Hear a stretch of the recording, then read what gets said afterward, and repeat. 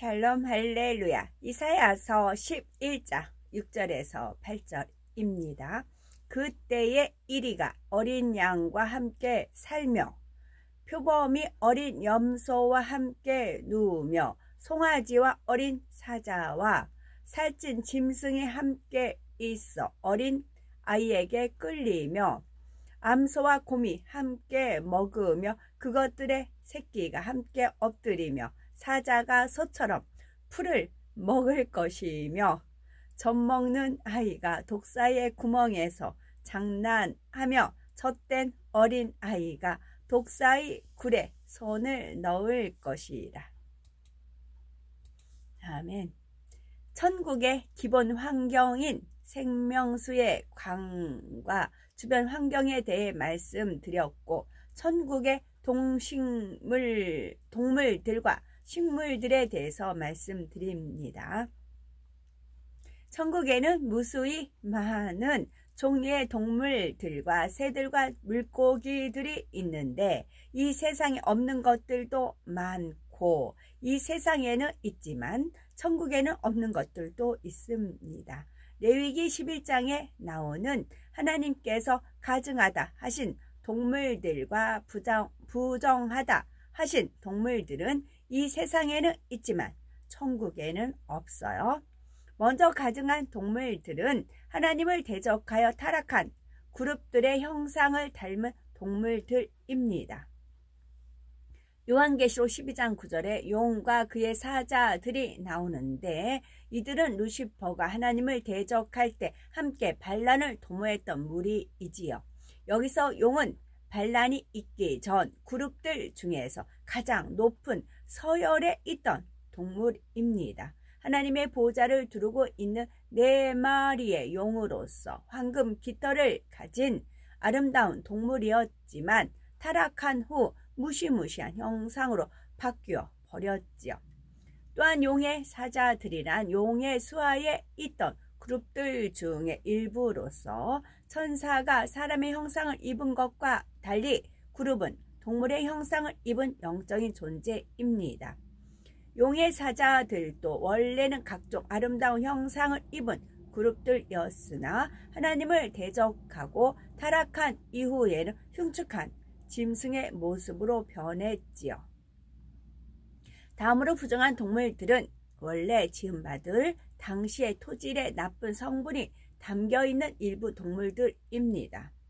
예를 들어 어떤 동물은 간사한 성질이 있고 어떤 동물은 포악한 성질이 있으며 어떤 동물은 탐욕스러운 성질이 있지요. 성경에는 약대, 낙타, 토끼, 돼지, 쥐, 족제비, 도매뱀 종류들을 언급하고 있는데, 천국에는 이 땅의 동물들처럼 훨씬 사랑스럽고 멋진 동물들도 많기 때문에 굳이 가증하고 부정한 동물들을 두실 이유가 없는 것입니다.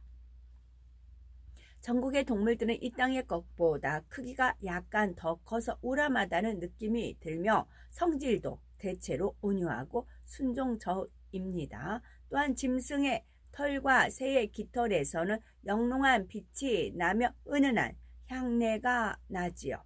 이 땅에서는 동물의 왕이라 불리는 사자도 천국에서는 사납지 않고 온순하며 금빛 찬란한 갈기가 있어 훨씬 멋있습니다. 물고기도 비늘과 지느러미의 빛깔이 매우 아름다운데 때에 따라 그 빛깔이 바뀌는 물고기들도 있어요.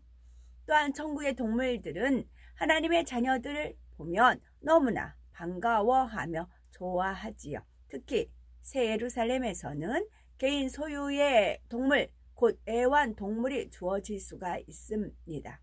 동물원을 통째로 상급으로 받는 경우도 있지만 특별히 좋아한 동물이 있다면 키울 수가 있지요. 이러한 새 예루살렘의 동물들은 주인의 말을 잘 따르며 그 마음을 헤아려서 어떻게 하면 귀염을 받을까를 알아서 재롱을 부리기도 하며 주인을 기쁘게 하는 것이지요. 그러면 천국의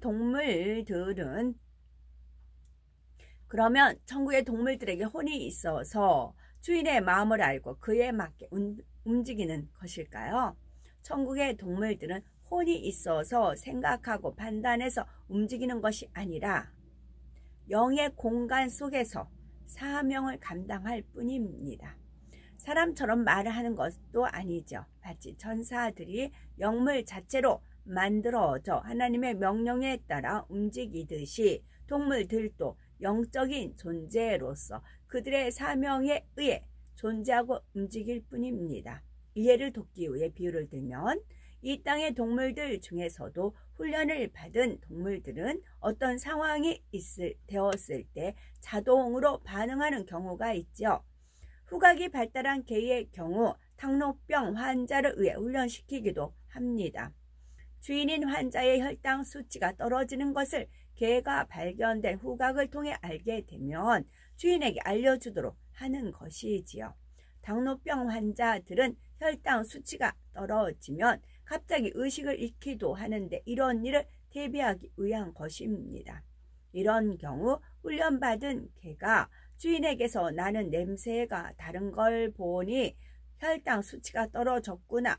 빨리 주인에게 알려줘야지 라고 생각해서 행동하는 것은 아니죠. 훈련받은 대로 자동으로 움직일 뿐입니다. 이처럼 천국의 동물들도 혼이 있어서 그 혼의 작용에 의해 움직이는 것이 아니라 영물 자체로서 그 사명에 따라 반응할 뿐인 것입니다. 천국에도 이 땅에서처럼 무수한 많은 종류의 식물들이 있어요. 생명수 강가의 생명나무뿐만 아니라 각종 과일, 나무와 꽃나무 등 무수한 종류의 식물들이 있는 거죠. 식물의 구조도 뿌리와 줄기와 잎으로 나뉘며 꽃이 피어 있기도 하고 열매가 맺히기도 하죠. 이 땅의 식물들은 뿌리로는 물과 양분을 흡수하고 잎으로는 광합성을 함으로써 자라나고 꽃도 피우며 열매를 맺게 되죠. 그러나 천국의 식물들은 스스로 어떤 작용을 해서 사는 것이 아니라 하나님께서 주신 생명으로 영원히 사는 것입니다. 그러면 천국의 식물에는 굳이 뿌리가 없어도 될 것 같은데 왜 하나님께서는 뿌리를 만들어 주셨을까요? 천국의 식물의 뿌리는 양분을 흡수하는 기능을 하는 것이 아니라 각 식물의 특성을 나타내기 위한 것입니다. 물론 꽃의 향기나 열매 모양을 통해서도 각 식물의 특성을 알 수 있지만 뿌리도 각 식물의 정체성을 나타내는 하나의 도구가 되지요.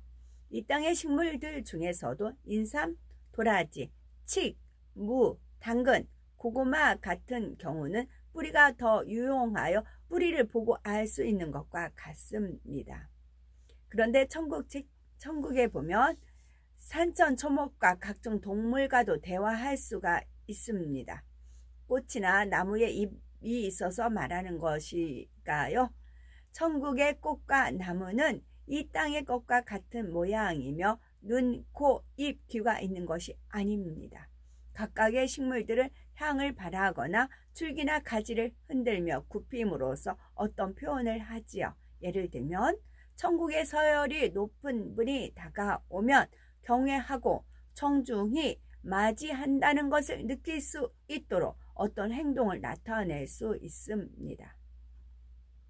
이처럼 천국의 꽃과 나무들도 환영의 표시로 어떤 행위를 나타내거나 향을 발하는 것입니다. 또한 하나님을 찬양할 수도 있어서 전사들이 두 손을 들어 하나님을 찬양할 때 꽃들도 찬양에 맞추어 리듬을 타고 움직이며 향을 강하게 또는 약하게 발하지요. 하나님의 영광이 드러날 때면 천사들뿐만 아니라 꽃들도 그 향기를 힘껏 바라며 하나님의 이름을 찬미하며 영광을 돌리는 것입니다. 하나님의 이름을 찬미하는 거예요. 성호를 송축할지어다. 야훼 여호와 이름을 송축하는 것입니다. 천국의 식물들은 하나님께서 주신 생명으로 영원히 살기 때문에 시간이 아무리 흘러도 잎이나 꽃, 열매가 떨어지지 않습니다. 열매를 따게 되면 바로 그 자리에서 다시 열매가 나와서 항상 과일이 맺혀 있지요. 꽃도 마찬가지로 한 송이 꺾으면 그 자리에서 바로 다시 꽃이 피게 됩니다. 그게 얼마나 신기하겠어요. 꽃이 딱 꺾어서 후루루 살아나요. 그 신기함. 꺾인 꽃도 시들지 않으며 처음 꺾을 때의 싱싱한 모습 그대로 유지할 수가 있지요. 이 땅의 꽃들은 뿌리를 떠나면 그 순간부터 시들기 시작하여 모양과 색깔이 변하지만 천국의 식물들은 그렇지 않습니다. 주인의 마음에 따라 그대로 두고 싶으면 둘 수도 있고 정리하고 싶으면 꺾인 꽃이 분해되어 깨끗하게 사라지지요. 그런데 천국은 온전한 공의와 사랑 가운데 운영되기에 자기 소유의 꽃이 아니면 함부로 꺾을 수가 없고 꺾으려고 하지도 않는 것입니다. 모든 것이 공동 소유인 낙원에서는 한 꽃 한 송이도 임의로 꺾을 수 없고 다만 향을 맡거나 감상만 할 수 있지요. 반면 새 예루살렘에서는 식물들도 그 주인의 마음에 맞춰 기쁘게 하는 역할을 합니다. 주인이 원하는 대로 식물들이 향을 발하거나 아름다운 장면을 연출할 수가 있지요. 주님의 이제 스토리예요. 주님과 앞으로 천국 가서 이제 할 그런 스토리를 지금 자꾸 이제 꽃을 딱 꺾으면 이제 우르르 살아난다고 했잖아요. 그럼 꽃을 막 꽃밭에 가가지고 꽃을 막 이것저것 꺾었어요. 그 룰루랄라 해서 제가 집에 와서 예쁜 꽃병에다가 꽃을 룰루랄라 하면서 막 꽃을 꽂는 겁니다. 꽃꽂이를 하는 겁니다. 하고 있는데 천사들이 막 이렇게 웃고 있어요. 주변에 천사들이 쫙 둘러, 왜 웃지? 하고 이렇게 봤더니 딱 뒤에 누가 있어요? 주님이 뒤에다가 이제 머리를 감추놓고 있어. 짠 내놔요. 꽃, 또 새로운 꽃이 발명이 된 겁니다. 못 봤던 꽃, 몰랐던 꽃. 그러니까 국마다 꽃이 틀려요. 본인들이 좋아하는 꽃이 있잖아요. 내가 싫어하는 꽃이 그 집안에 있으면 어떡해요? 본인의 정원에. 그러니까 본인의 취향에 맞는 꽃들이 있는 겁니다. 그럼 주님의 궁이 있어요. 주님의 궁에서 자라는 꽃이 있을 거 아니에요? 아버지 있고. 전 제가 좋아하는 꽃이 또 있어요. 그런데 제가 좋아할 만한 꽃 안 봤는데 그 꽃을 짠, 어머, 그 탄성, 환호성. 그러면 이제 짠하고 천사들이 이제 하프죠. 막 촤 오케스트라 와가지고 짜자자나 음악을 촤 이제 울리는 겁니다. 새로 어머 주님 이 꽃은 어떻게 만들어졌어요? 이제 영광을 또 돌리죠. 그럼 주님이 씩 웃으시고 그리고 나서 이제 음악이 쫙 깔아집니다. 이제 무드 있는 음악이 있을 수도 있고요. 보통 뭐 영화 같은데 보면 브루스 있잖아요. 뭐 손에 발 놓고 뭐 그 찬양이 있던데 주님의 숨은 발에 놓고 그런 식으로 이제 천사들이 눈치를 탁 채고 그 분위기를 쫙 무드를 까는 겁니다. 그러면 이제 주님께서 팔에 엉키면 주님과 이제 브루스를 추는 거죠. 그러면서 주님과 대화하고 나서 주님께서 오늘은 누구 집 가기로 되어 있다고 준비하라고 기다린다고 이제 그러시죠. 그러면 제가 이제 그러면 천사들이 막 바빠요. 어떤 의상을 입힐까, 머리는 어떻게 해드릴까, 그러면 이제 주님은 어떤 선물을 할까요? 이제 그래요. 그러면 이제 주님 또 선물 있고 저 또한 선물, 그리고 백화점도 있고 그래요. 그 행복함. 그래서 이런 이거는 몇 년 동안 계속 저하고 주님 쌓아온 거예요. 지금 제가 말씀드리는 거고요.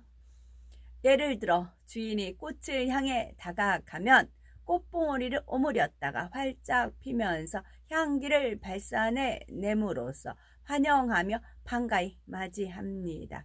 마치 주인님 어서 오세요. 제게 다가와 주셔서 너무 기뻐요 라고 말하듯이 영접하는 것이지요. 또한 주인이 마음에서 꽃잎이 바람에 휘날리는 장면을 보고 싶어 한다면 꽃나무들은 스스로 꽃잎을 떨쳐 날림으로써 기쁘게 해줄 수가 있지요. 그 꽃잎은 그 벚꽃, 이제 벚꽃 피겠네요. 바람 한번 씩 불면 벚꽃 휘 날르잖아요. 그 황홀함, 그 아름다움. 천국에 가면 그런 일이 있죠. 꽃잎이 떨어진 부분에서 바로 다시 재생되어 나오고, 떨어진 꽃잎도 향이나 색깔이 변함이 없습니다. 주인이 떨어진 꽃잎을 그대로 두고 싶으면 언제까지나 그대로 둘 수가 있는 것이지요. 마치 보석들이 썩지 않고 각각 독특한 빛을 내며 그 빛으로 인해 보석의 가치가 나는 것처럼, 뿌리를 떠난 꽃도 변하거나 썩지 않으며 그 자체의 빛깔과 형태를 유지할 수가 있지요.